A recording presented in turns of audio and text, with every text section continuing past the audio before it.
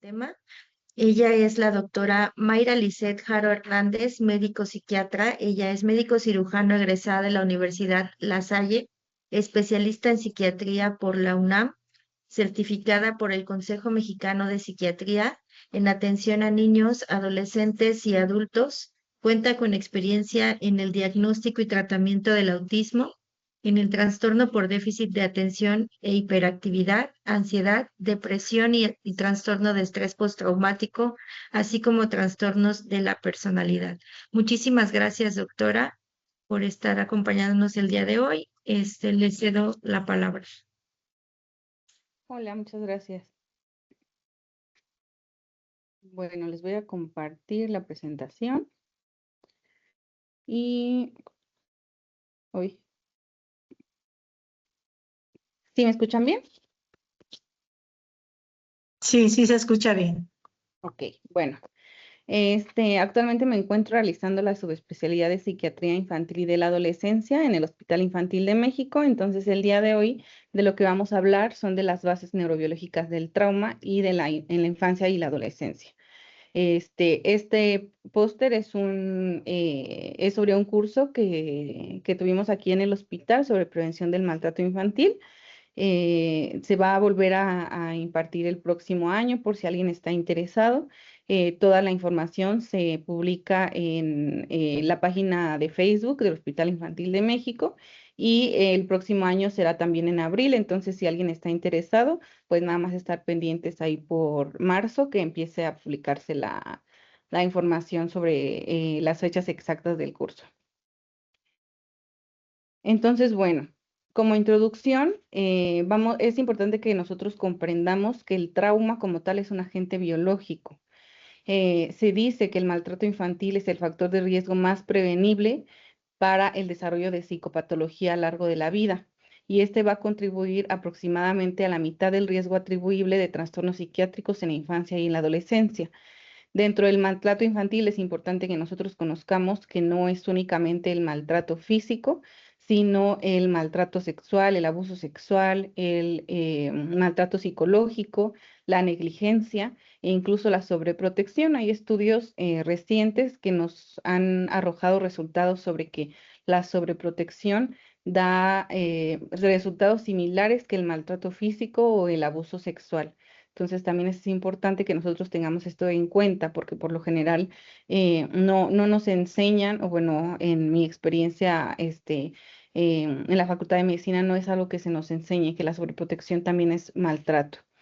Entonces, es importante que nosotros sepamos que hay una relación importante de la dosis-respuesta, es decir, mientras mayor carga acumulada de adversidad haya, va a haber un mayor riesgo de presentar no solamente enfermedades mentales, sino también cardiovasculares, metabólicas o incluso mortalidad prematura.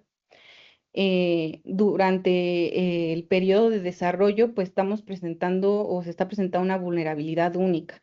Esto porque durante este periodo la neuroplasticidad es muy elevada y los periodos sensibles van a hacer que el trauma pediátrico tenga consecuencias más duraderas en la adultez. Esto a diferencia de si el trauma, llámese abuso sexual, violación, se presentaran en la adultez, es muy diferente los resultados finales. Entonces, a lo largo del tiempo se han realizado diferentes modelos. Uno de ellos es el modelo acumulativo o AC, esas son las siglas en inglés, que esto va a cuantificar el número de exposiciones adversas independientemente de su cualidad. Es decir, no se especifica qué tipo de situación adversa fue, sino la cantidad. Y esto va a ser útil para tamizar a la población.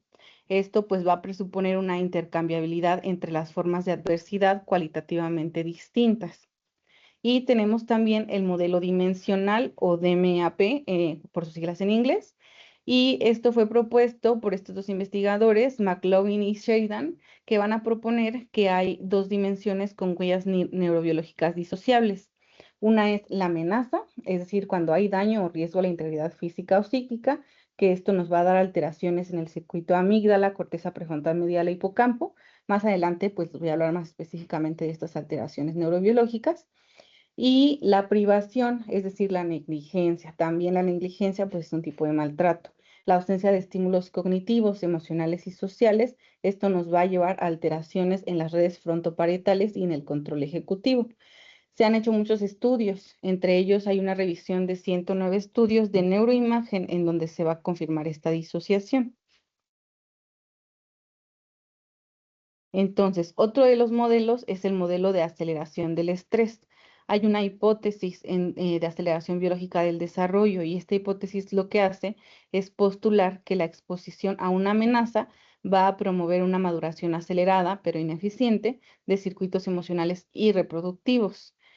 Hay pacientes que cuando, por ejemplo, tienen diagnóstico de trastorno de estrés postraumático, trastorno de estrés postraumático complejo, sobre todo, van a presentar una pubertad adelantada. Esto, como tal, se utiliza como un marcador periférico que es clínicamente accesible de la situación traumática. Y también se han encontrado en estudios acortamientos teloméricos. Esto lo que nos indica es que hay un envejecimiento biológico acelerado y esto pues se asocia a las experiencias de amenaza. Entonces, por lo menos aquí en el hospital, cuando nos llega alguna paciente con alguna pubertad precoz, es importante descartar el antecedente de algún tipo de maltrato o abuso. Dentro de la neurobiología, pues hay muchas alteraciones en diferentes ejes, en diferentes redes neuronales, en diferentes situaciones anatómicas, y una de ellas es el eje hipotálamo hipófisis adrenal. Como sabemos, pues el cortisol es la hormona del estrés, ¿no? Entonces el hipotálamo lo que va a hacer es liberar CRH, que va a llegar a hipófisis, y esto nos va a liberar ACTH para finalmente llegar a la corteza, bueno, llegar a la corteza suprarrenal y liberar cortisol. El cortisol, pues, como sabemos, es la hormona del estrés. Y finalmente el cortisol no únicamente va a llevarnos a alteraciones a nivel cerebral, sino a alteraciones a nivel metabólico. Por eso, como mencionábamos, el estar expuesto a estrés nos lleva a un mayor riesgo de alteraciones metabólicas, padecimientos, diabetes, hipertensión, incremento en colesterol, triglicéridos. Se han encontrado también hallazgos en esta hipótesis, en este eje en infantes. Como este eje está bajo una intensa regulación social, pues digamos que en un niño el cuidador si el cuidador es sensible, atiende al niño, atiende sus necesidades, las cubre de manera adecuada, esto va a amortiguar la respuesta al estrés. Pero cuando tenemos un cuidado inadecuado o abusivo, pues se va a producir una desregulación crónica. Y esta desregulación tiene un patrón bifásico. El hipercortisolismo infantil va a transitar a un hipocortisolismo adulto. Esto nos va a llevar al embotamiento, a la anedonia y a la fatiga crónica en el trauma complejo. El trastorno de estrés postraumático complejo es un nuevo, bueno, no es nuevo, pero es nuevo para las nuevas guías como el DSM-5 revisado, como el CIE-11, que ya lo incluyen, en donde ya las exposiciones a experiencias traumáticas son repetidas. Entonces, no únicamente vamos a tener como síntomas clínicos esto de los flashbacks, de las pesadillas, de la evitación, las alteraciones cognitivas, sino que ya vamos a tener como tal también alteraciones a nivel del autoconcepto, a nivel de cómo percibe la persona el medio ambiente y el mundo, de la regulación emocional. Entonces, a esto nos lleva también se presenta esto que menciona, el agotamiento, la anedonia y la fatiga crónica.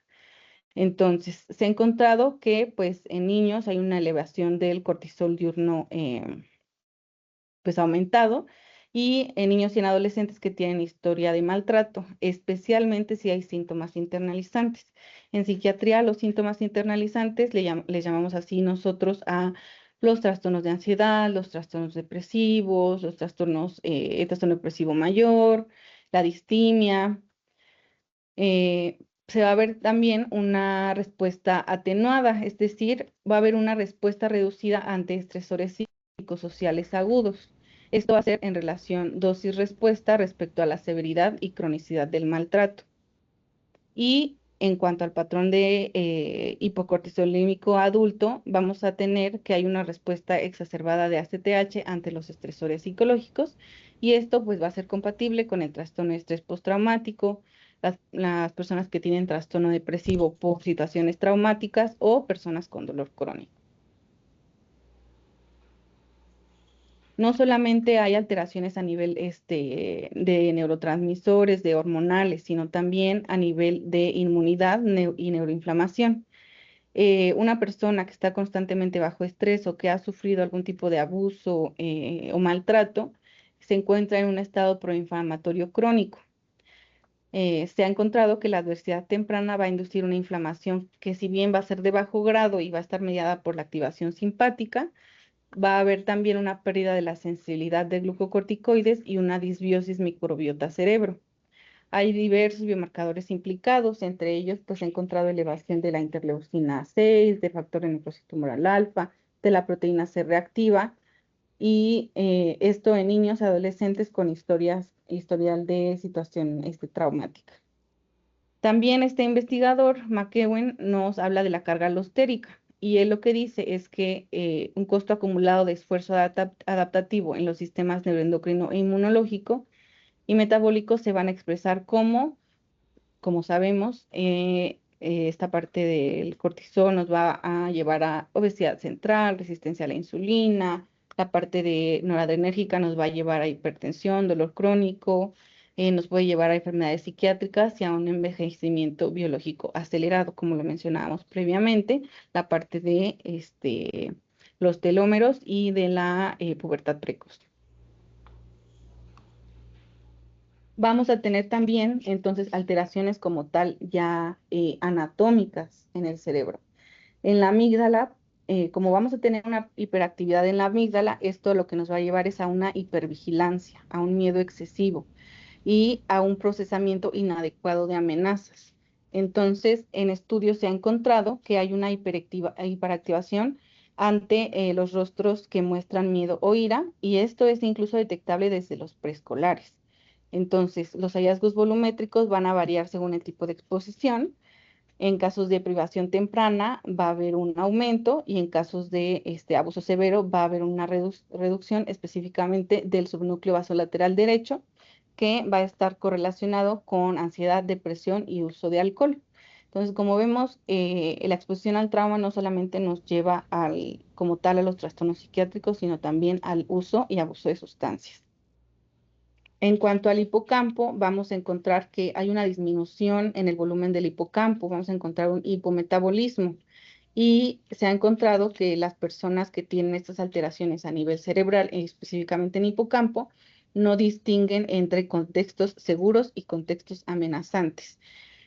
Esto lo que nos va a llevar es a ver o nosotros encontrar personas que constantemente se encuentran en la situación de víctima. Esto porque no logran identificar la situación, si la relación en la que se encuentran es segura, si la relación en la que se encuentran es de maltrato, están sufriendo violencia, en ocasiones sufren violación y no lo saben, porque no saben distinguir entre estos contextos.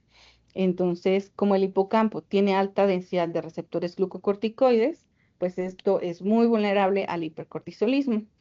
Como mencionamos, hay una disminución en el volumen del hipocampo, pero específicamente de las áreas como el subcampo CA3, el giro dentado y el subículo. Esto nos va a llevar a un efecto durmiente o sleeper effect, que a este efecto a lo que se refiere es que progresivamente y conforme mayor exposición al estrés se encuentre, el cerebro poco a poco la señal de alarma se vuelve más persuasiva, o sea, no dejan de percibirla como una señal de alarma. ¿Y esto qué hace? Que al final, a nivel de relaciones interpersonales, se vuelva un círculo vicioso. No reconocen las señales de alarma, no reconocen si la situación es amenazante y se regresa al mismo ciclo de situación de víctima. Por eso muchas veces nos preguntamos, bueno, nosotros en psiquiatría pues vemos muchos pacientes que sus papás fueron abusivos, su primer pareja fue abusiva, su ex esposo fue abusivo, ahora se encuentra en una relación en donde hay abuso, en donde son forzadas, o ellas dicen, es que yo no quería tener relaciones sexuales, pero este, pues, pues él quería, ¿no? Finalmente, esto es por todo esto, o sea, hay una explicación neurobiológica del por qué estas conductas en las personas. Y esto incluso se encuentra también en niños. Por ejemplo, para hacer mención de un ejemplo, recientemente tuvimos acá un caso clínico de una adolescente de 13 años quien había sufrido abuso sexual por parte de un tío que, pues el tío tiene discapacidad intelectual, ¿no?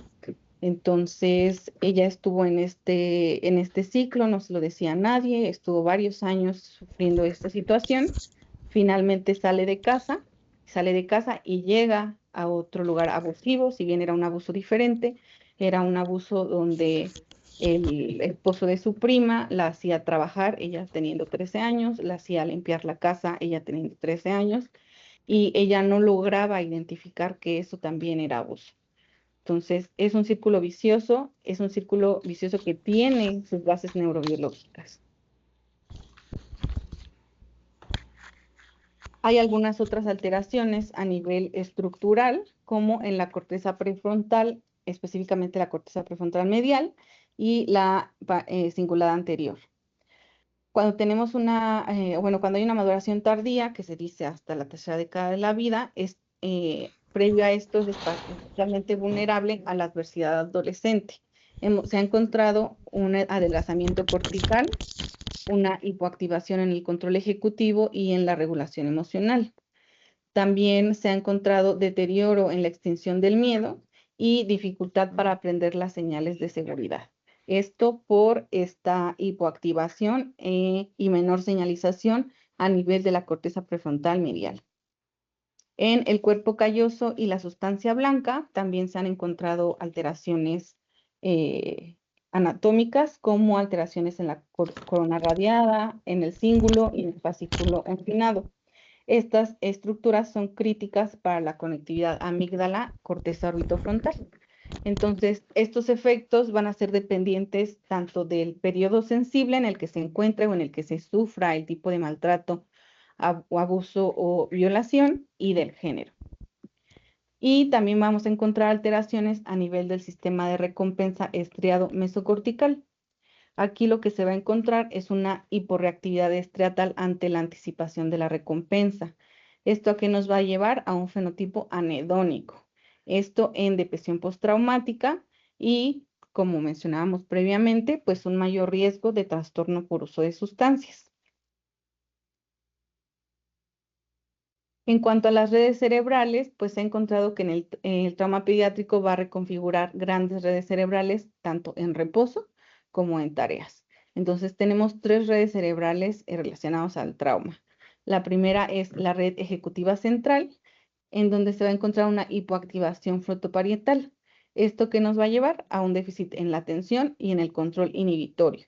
Es por eso que en muchas ocasiones, cuando nosotros vemos pacientes, sobre todo niños, adolescentes que tuvieron antecedentes de algún tipo de maltrato, abuso físico, sexual o emocional, tienden a las rabietas, al pobre control de impulsos, a la desregulación emocional. Vamos a ver también que otra de las redes es la red de saliencia, que va a estar hiperactivada. Esto en cuanto al circuito ínsula cingulada anterior, y esto que nos va a llevar a una hipervigilancia, a una interferencia en cómo estamos procesando las señales de amenaza. Y la última red es la red por defecto, que va a estar hiperactivada, y esto que nos va a llevar a la rumiación y a la disociación. La disociación es importante que nosotros conozcamos este concepto, porque actualmente, o bueno, por lo menos acá en el hospital, es muy frecuente que las adolescentes lleguen y nos comenten, es que me disocié, es que se disoció, y disociarse no es distraerse. Disociar como tal es una fragmentación del yo, y es cuando una persona se disocia como tal, una persona no recuerda lo que sucedió. Más bien son familiares o terceras personas quienes te dicen, se puso súper agresiva, nos empezó a golpear a todos, o eh, otro caso de otra paciente, ella también sufrió múltiples tipos de abuso de todo tipo, estuvo hospitalizada en un hospital psiquiátrico infantil. Días después de su egreso, ella lo último que recuerda es que iba en un camión, se baja de ese camión y eso fue lo último que recuerda. Lo siguiente que sabe ella es que despierta en el hospital y resulta que se había arrojado del puente de Tlatelolco. Ella no tenía recuerdo alguno de esto, fracturas múltiples en el cuerpo, eso fue una disociación. La disociación, se dice, es un mecanismo de defensa. Cuando el yo no está soportando lo que está sucediendo en ese momento, me disocio, no lo olvido, no tengo idea de qué pasó, como un mecanismo de protección. Entonces, eso es disociarse. Y bueno, la conectividad amígdala con la corteza prefrontal medial va a mostrar un patrón prematuramente adulto en los niños, también en los niños expuestos a amenaza. Esto por una aceleración del circuito que va a tener un costo adaptativo en la plasticidad terapéutica posterior. Es decir, por eso es que el trastorno de estrés postraumático, el trastorno de estrés postraumático complejo son de los trastornos psiquiátricos que son más difíciles de tratar porque hay alteraciones como tal en la adaptación de la plasticidad cerebral. De acuerdo a la edad en la que se encuentre el paciente, pues van a haber áreas que tengan mayor sensibilidad o mayor vulnerabilidad. Cada estructura pues va a poseer, digamos, sus ventanas de máxima vulnerabilidad y aquí les puse algunas de ellas, las más importantes. Entonces vemos que el hipocampo, la ventana crítica es de los 3 a los 5 años en hombres y mujeres y de los 11 a los 13 años en mujeres. La exposición que tiene mayor impacto en estas edades y en esta área es la negligencia y el abuso sexual. ¿Esto a qué nos va a llevar? A un déficit en la memoria declarativa, a un trastorno de estrés postraumático y a trastornos depresivos. En cuanto a la amígdala, esta es más vulnerable de los 10 a los 11 años y es lo que tiene mayor impacto, pues es el abuso emocional, verbal y parental. Aquí otra cosa que me gustaría resaltar, es importante que nosotros sepamos que el abuso parental no es únicamente el insulto, el grito, el devaluar, sino también la triangulación. Es muy frecuente que los padres utilicen al niño como su persona de descarga emocional y entonces llega mamá y habla mal de papá y llega papá y habla mal de mamá. Eso también es abuso y también genera alteraciones a nivel de la amígdala. ¿Esto que nos va a llevar? A hipervigilancia, a la habilidad afectiva y ansiedad. En el cuerpo calloso, la ventana crítica es de los 9 a los 10 años en niños y de los 11 a los 12 años en niñas. Las exposiciones que tienen mayor impacto es el abuso físico o sexual o el presenciar cualquier tipo de violencia. Y la consecuencia clínica, pues, es la disociación como tal, que es esto que mencionaba, y la alteración de ambos hemisferios cerebrales. En la corteza prefrontal, de los 14 a los 16 años, lo que se ha visto que tiene mayor impacto es el abuso emocional y la humillación por los pares. Aquí, pues, sabemos, es muy importante la situación escolar, la situación social y la consecuencia clínica va a ser el déficit ejecutivo y la desregulación emocional. En la corteza visual, la ventana crítica son los primeros años en general. La exposición de mayor impacto es el presenciar violencia doméstica y la consecuencia clínica son las alteraciones del procesamiento visual y la reexperimentación. La reexperimentación se puede presentar de diversas formas. Hay niños que, incluso pues hay niños que han visto no solamente a mamá o papá golpear al otro, sino también presenciar violencia sexual. Entonces, en estos casos, la reexperimentación se puede presentar en forma de pesadillas. En los niños, por lo general, se presenta en forma de pesadillas. Ya en adolescentes y adultos se puede presentar más bien como esto que se llaman flashbacks, que se llaman reminiscencias, y es importante distinguir una reminiscencia de un recuerdo. Un recuerdo es alguna situación, no sé, alguna situación me recordó esta situación desagradable, ¿ok? La reminiscencia como tal es un pensamiento intrusivo sobre la situación traumática que me hace sentir que nuevamente estoy ahí. O sea, se acompaña de taquicardia, de disnea, de desesperación. Literalmente los pacientes te dicen, yo iba en el camión, sentí el aroma de la persona bueno, la loción de la persona que abusó sexualmente de mí y yo me sentí nuevamente ahí. Yo nuevamente veía su rostro, yo nuevamente sentía su peso sobre mí.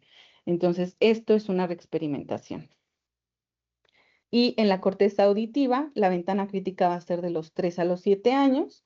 La exposición que tiene mayor impacto es el abuso verbal parental y esto nos puede llevar a alteraciones en el lenguaje y síntomas disociativos auditivos, es decir, que pareciera que el niño está aquí con nosotros, pero realmente no está escuchando nada. Y uno les llama la atención y parecen como oídos, incluso pueden llegar a simular crisis de ausencia, pero simplemente la parte auditiva es la que se disoció y no van a recordar porque no escucharon lo que se les estaba diciendo. Entonces, hablando de pues ya el impacto en las trayectorias clínicas, estas alteraciones neurobiológicas van a constituir sustratos causales en el aumento de riesgo para múltiples trastornos. El pues más importante es el trastorno de estrés postraumático infantil y el trastorno de estrés postraumático complejo, en donde vamos a encontrar una desregulación de amígdala, hipocampo, corteza prefrontal medial y síntomas disociativos e hiperreactividad fisiológica. Lo que caracteriza el trastorno de estrés postraumático, pues va a ser este antecedente de haber presenciado alguna situación traumática, haber sido víctima de alguna situación traumática y el tener síntomas intrusivos como son la reexperimentación, los recuerdos intrusivos o las pesadillas, el presentar síntomas de evitación, es decir, me sucedió esto en esta calle, entonces yo no vuelvo a pasar por esta calle y voy a tomar una ruta que me toma a lo mejor 1 hora más para llegar a mi casa, con tal de no pasar por la calle donde sucedió o por la casa de la persona que sucedió. Eso son síntomas de evitación y esto pues también asociado a síntomas cognitivos, alteraciones en atención, en memoria, alteraciones de sueño, anedonia, síntomas depresivos, etcétera. Entonces, de eso se trata el trastorno de estrés postraumático. El trastorno de estrés postraumático complejo, como les había mencionado, aparte de estos síntomas, se agregan también la desregulación emocional, la inestabilidad en la autoimagen, el percibir a uno mismo y a otros y al mundo de forma negativa y muchas veces se confunde con el trastorno límite de la personalidad. Ya más recientemente, pues se encontró que pues muchos no son trastorno límite de la personalidad, sino más bien un trastorno de estrés postraumático complejo. También, pues aumenta el riesgo de trastornos de ansiedad. Esto porque pues hubo un aprendizaje de miedo generalizado. Digamos, aprenden o viven con ansiedad, entonces se vuelve como su forma de vida. Hay una deficiencia en la discriminación entre la seguridad y la amenaza. También hay mayor riesgo de presentar TLP, que es el trastorno límite de personalidad y psicosis temprana. Hay una alta prevalencia de abuso emocional en ventanas sensibles de las áreas prefrontales y la adversidad como factor de riesgo es independiente para psicosis. En cuanto a la depresión, vamos a tener un inicio temprano, una mayor recurrencia, una menor respuesta a los antidepresivos y un mayor riesgo suicida. En cuanto al uso de sustancias, debido a la hiporreactividad esteatal, ellos van a buscar pues algo para compensar. Entonces, el uso de sustancias finalmente es como una automedicación, una estrategia compensatoria de lo que están, del malestar emocional que están presentando. Y los trastornos del desarrollo. Si bien no lo causan como tal, no es que el trauma vaya a provocar TDA o trastorno del espectro autista, pero sí va a modificar su expresión y finalmente va a empeorar su pronóstico funcional. En cuanto al principio clínico fundamental, pues sabemos que cuando emergen trastornos psiquiátricos en pacientes que tienen antecedente de maltrato, estos van a responder, no van a responder tan bien a los tratamientos establecidos, van a presentar un curso más severo y van a presentar un mayor riesgo suicida. La heterogénea en esta etiología pues debería como tal incorporarse formalmente en la evaluación diagnóstica y en la planeación terapéutica. Y se propone que la adversidad temprana pues sea un especificador transdiagnóstico que tenga, porque lo tiene, finalmente tiene implicaciones pronósticas y terapéuticas directas. Ya como una implicación en la práctica, pues la evaluación del trauma y sobre todo en este país y con todo lo que ha estado sucediendo recientemente, bueno, que lleva años sucediendo, pero está incrementando un poco más. La evaluación del trauma debe ser una competencia clínica nuclear, no un elemento opcional en la historia clínica. Para la evaluación dimensional en la práctica clínica hay diversas escalas. En psiquiatría realmente para nosotros pesa más la clínica, pero hay escalas estandarizadas como la CQ, la CTQ y la MASTE, que son para cuantificar la exposición a la adversidad temprana de forma sistemática. Pero también es importante identificar la dimensión predominante, o sea, si lo que está sucediendo es más bien amenaza o privación, y esto para orientar la intervención específica. Es importante que registremos cuándo inició, cuánto tiempo ha durado, si la exposición es múltiple, si hubo una presencia de figura cuidadora, protectora como forma de amortiguador biológico. Y de hecho, pues también se ha estudiado que las personas que han sido víctimas de violación y su red primaria de apoyo les apoya, tienen un mejor desenlace que aquellas que sufrieron violación y mamá no les creyó o la abuelita casi casi les echaron la culpa. Es muy frecuente que incluso en niñas se les diga que ellas fueron quienes seducieron al adulto. Entonces, las víctimas de esto que no tuvieron una red de apoyo, que incluso se les culpó, se les invalidó, tienen un peor desenlace que aquellas que tuvieron una red de apoyo adecuada. Hay diversas intervenciones con respaldo neurobiológico. Tristemente aquí en México es difícil de encontrar, es caro, no es pues accesible para la mayoría de la población, pero tenemos la terapia cognitivo-conductual centrada en el trauma, que tiene evidencia a nivel 1 en trastorno de estrés postraumático pediátrico. Esto pues estudia y trabaja con mecanismos compatibles con la extinción modulada por la corteza prefrontal medial. También hay terapias basadas en el apego, como Circle of Security, Child Parent Psychology, que estas van a restaurar la regulación externa del eje hipotálamo hipófisis adrenal en ventanas tempranas, es decir, en los primeros años de vida. También está la MDR, que es la desensibilización y procesamiento por movimientos oculares, que tiene evidencia sólida en niños y adolescentes, también en adultos, y el mecanismo propuesto es que ayuda a la reconsolidación de la memoria y a la modulación interhemisférica. Y finalmente, pues el enriquecimiento cognitivo. Esto es especialmente relevante en la privación, en niños que han sufrido negligencia, niños que tienen 13 años y nunca han ido a la escuela, que pues han sido privados de lo social, lo cultural. Aquí es donde más funciona, donde más se recomienda el enriquecimiento cultural. Y esto es evidencia de un proyecto llamado Bucharest Early Intervention. Entonces, pues sí están estas opciones, pero como les menciono, en México son difíciles de encontrar y son caras. En cuanto a los fármacos, hay que tener un uso juicioso de los fármacos.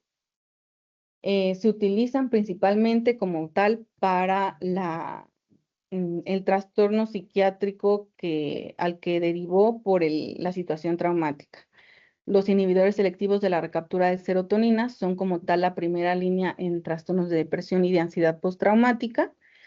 Lo que la FDA nos recomienda es que pues la fluoxetina se puede utilizar en niños desde los 7 años y el escitalopram se puede utilizar en niños desde los 13, bueno, en adolescentes desde los 13 años. Los demás ISRS no están aprobados como tal por la FDA, pero pues sabemos que la sertralina es utilizado off-label tanto en niños como en adolescentes y se han encontrado buenos resultados.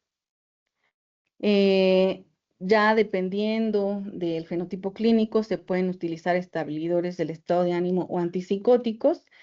Realmente en pediatría, o al menos nosotros acá en el hospital infantil, lo que más se utiliza es la risperidona, ya que este medicamento sí está aprobado como tal en niños desde los 6 años. Y pues obviamente a dosis bajas, ir viendo o valorando la respuesta que presenten. Y los estabilizadores del estado de ánimo, esos sí los reservamos más en adolescentes que presentan un pobre control de impulsos, que presentan una desregulación emocional importante. Es importante pues considerar la respuesta y que son más vulnerables a los efectos adversos las personas que tienen trauma complejo. Entonces, no es raro que lleguen a presentar demasiada somnolencia, que lleguen a presentar cefaleas, que lleguen a presentar dolor abdominal. Es importante también mencionárselo al paciente, mencionarle que son efectos secundarios que duran unos días y desaparecen para evitar el incumplimiento al tratamiento. Y ya llegando a la protección y la prevención, pues es importante la identificación activa de violencia en urgencias y en la consulta pediátrica. Acá en el Hospital Infantil de México hay un protocolo tanto de maltrato infantil como de abuso sexual. El de abuso sexual es llamado SUBSI y los pacientes pueden llegar por que lo revelaron en una hospitalización o en una consulta, llevaron a la consulta a la nena y resulta que mami le había encontrado manchado su calzoncito, o sea, realmente nos derivan a pacientes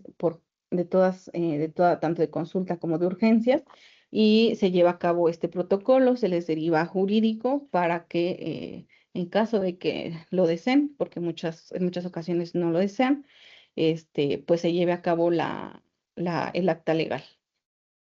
Es importante esto que les mencionaba, la notificación obligatoria conforme a la normatividad mexicana y pues la coordinación con instancias de protección infantil, ya que en muchas ocasiones el perpetuador del abuso, sobre todo del pues abuso sexual, pues suele estar en casa.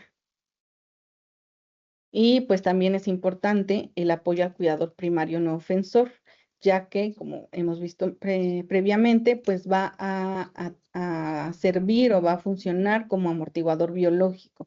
Y esto está demostrado en el eje hipotálamo hipófisis adrenal infantil. Entonces, como conclusiones, el trauma tiene su componente biológico activo. El trauma pediátrico va a modificar la arquitectura y la funcionalidad del cerebro en desarrollo a través de los mecanismos que ya mencionamos previamente. Los mecanismos neuroendocrinos, inmunológicos, epigenéticos, de plasticidad sináptica, anatómicos, y esto está bien caracterizado, está bien estudiado. Hay modelos con poder predictivo diferencial, como los que mencionamos al inicio de la plática, que son los modelos dimensional y de aceleración del estrés, que han sustituido aproximaciones puramente cuantitativas. Es decir, como el primer modelo, el modelo más antiguo, que es ok, voy a contar cuántas veces pasó y ya. Los modelos de aceleración del estrés dimensional ya consideran importante el incluir qué pasó, cuándo pasó, durante cuánto tiempo pasó. Y pues la plasticidad, que gracias a esto es que hay una mayor vulnerabilidad y también una mayor, digamos, probabilidad de recuperación.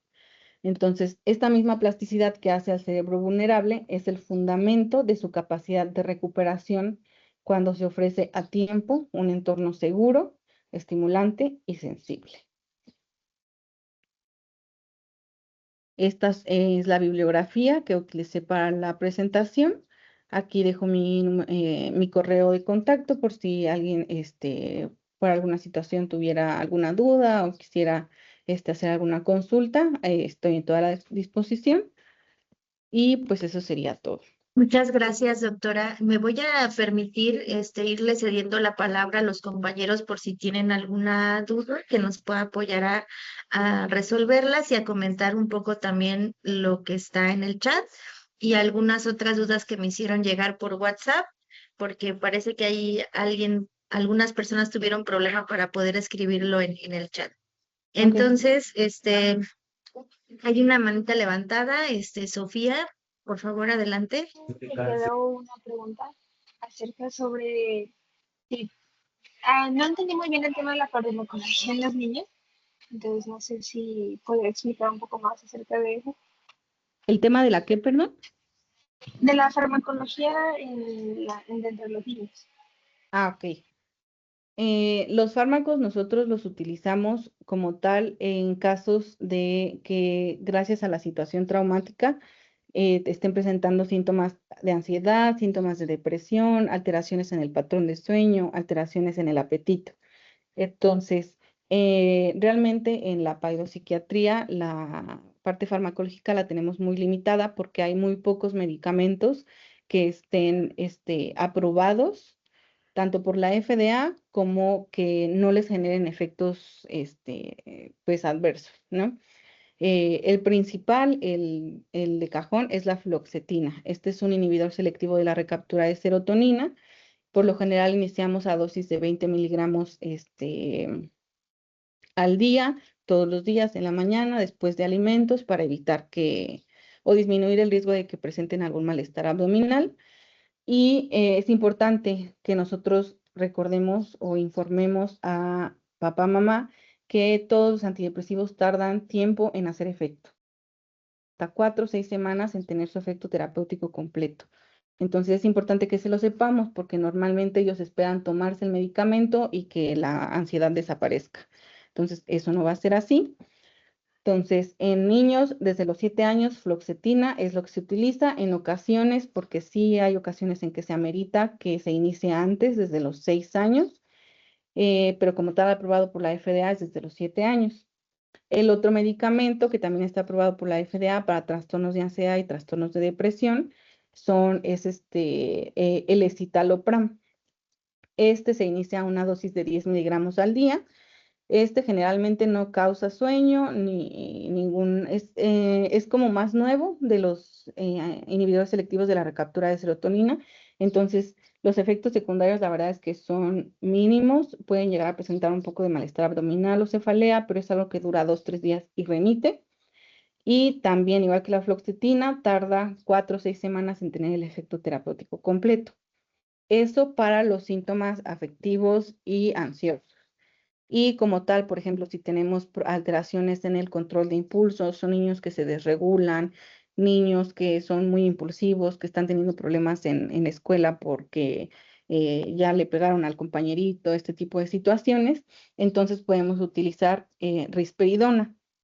Risperidona es un antipsicótico, pero pues ya con otros estudios se encontró que es muy útil para trastorno del espectro autista, trastornos de la conducta, trastornos del sueño, y esto, por ejemplo, si un paciente tiene insomnio y aparte es impulsivo y aparte se desregula, podríamos utilizar risperidona.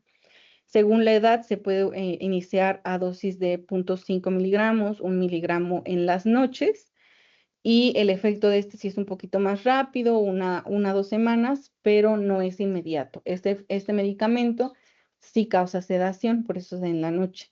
Entonces es importante avisarles porque por lo general durante las mañanas deja una somnolencia residual. Entonces es importante decirles, oye, los primeros 4 o 5 días vas a despertar con sueñito, te vas a sentir así como medio somnoliento, medio raro, pero es un efecto que va a pasar. Es un efecto que por ahí de la semana y media se va a quitar y el efecto terapéutico va a continuar. Estos son los únicos medicamentos que están como tal aprobados para niños y adolescentes. Pero digamos, fuera de etiqueta, utilizamos mucho la sertralina. De hecho, la sertralina es uno de los medicamentos que está aprobado por la FDA para el trastorno de estrés postraumático. Este se inicia a una dosis de 50 miligramos al día. Se puede dar en la mañana o en la noche. Este sí varía mucho porque a algunos les da sueño y a algunos los despierta. Entonces, por lo general se inicia en la mañana, pero les decimos, si sientes un poquito de sueño, lo pasas a la noche y te lo dejas en la noche. Por lo general, todos estos medicamentos, sertralina, fluoxetina y escitalopram, se inicia con la mitad de la tableta. Damos la mitad de la tableta durante unos 6 días y después la tableta completa. Esto para evitar o disminuir el riesgo de efectos secundarios. Entonces, esa es la parte de los medicamentos. No sé si respondí a la pregunta. Sí, muchas gracias. ¿De qué? Muchas gracias, doctora. También acá una pregunta en el chat. Bueno, antes de lo del chat, también me pide la palabra el psicólogo Juan Carlos. Adelante, por favor. Bueno, comenta que no puede acceder al micrófono. Bueno, en un momento ahorita checamos esa duda. En el chat también nos preguntan si nos puede apoyar haciendo la diferencia entre estrés postraumático infantil y el complejo, el trauma complejo. Ok. Entonces, el estrés postraumático infantil, el infantil se agrega porque es el que presentan niños como tal.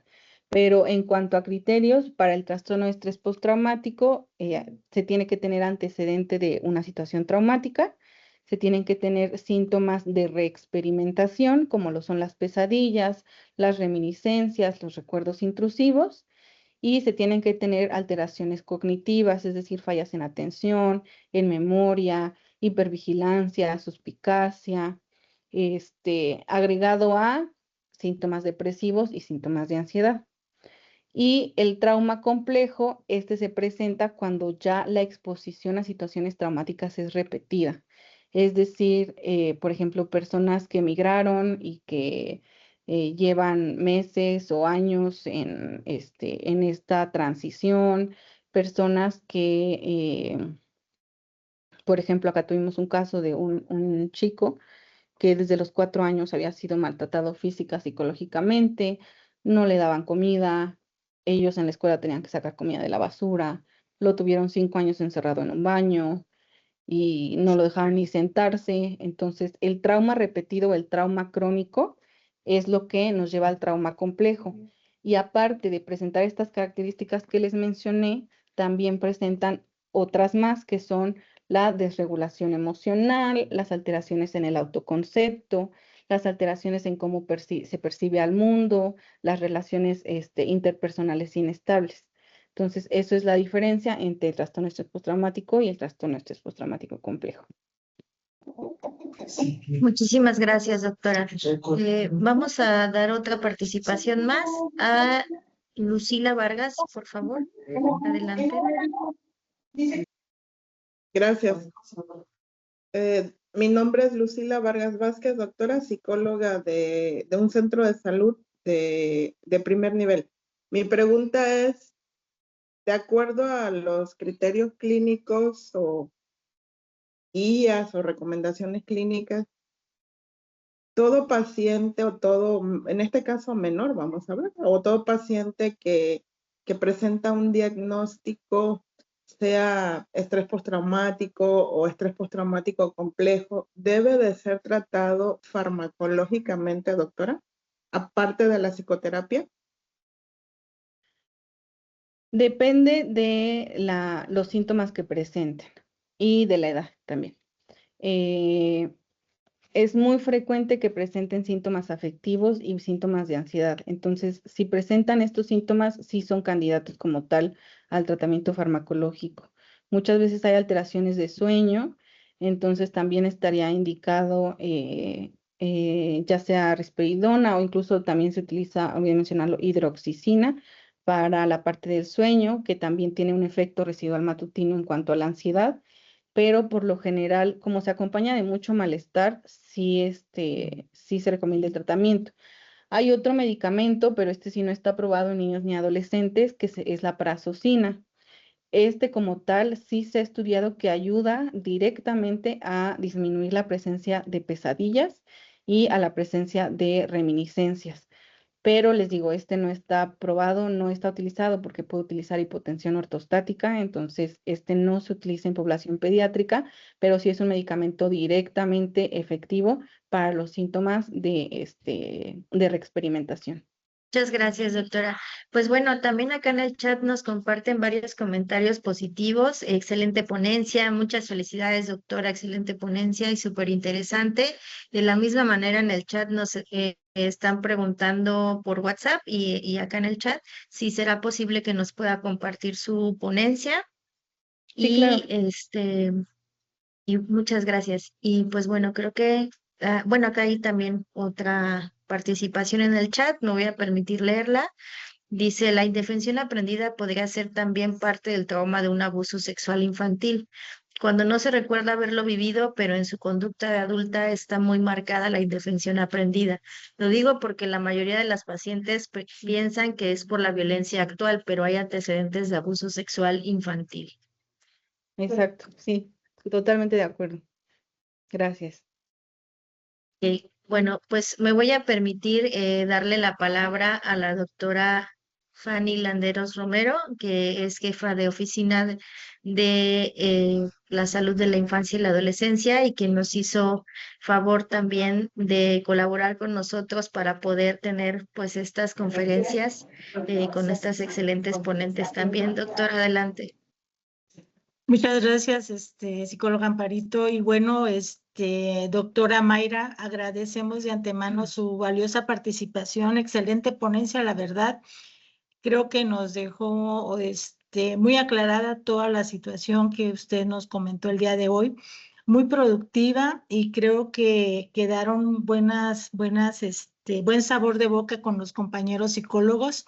Y esperemos que no sea la última vez, doctora, que nos pueda apoyar con estas ponencias y le haremos llegar su constancia de participación a usted y gracias de antemano por parte del INS Bienestar del Estado de Guerrero en representación del doctor Jesús Ulises Adame Reina, el coordinador estatal, y la doctora Xochitl Figueroa Flores, nuestro titular de Servicios de Salud. Muchísimas gracias y estamos con usted pendiente.